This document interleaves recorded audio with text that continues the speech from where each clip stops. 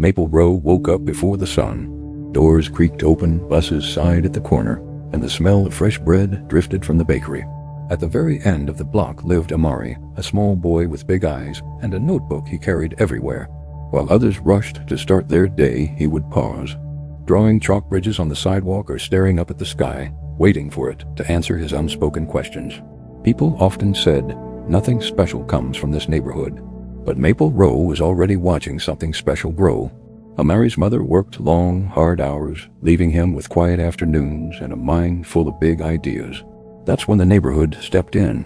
At the corner store, Mr. Delgado would hand Amari old, broken radios. "Take them apart," he'd say with a smile. "Learn how things talk to each other." Down at the laundromat, Mrs. Nguyen let him sit behind the humming machines, surrounded by the rhythmic sounds of washers.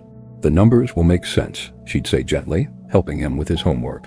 No one ever called it charity. They simply called it care. One afternoon, during basketball practice, Coach Ellis saw Amari sketching in his notebook instead of shooting hoops. But instead of getting upset, the coach knelt down beside him. "You like building things?" Amari nodded. "Then design us a better court." For the very first time, Amari realized his drawings weren't just daydreams. They were useful. They had purpose. That night, his notebook filled faster than ever before. When the local school had to cut its science program, Maple Row didn't just complain. They acted. Bake sales popped up on street corners. Neighbors fixed up old bikes and sold them. An empty storefront was transformed into a tiny learning space, filled with donated tables, old books, and a powerful sense of hope nailed into every corner. Amari wasn't the only child there. He was one of many being lifted by their community. Of course, there were hard days. Days when Amari felt small, when others laughed at his dreams.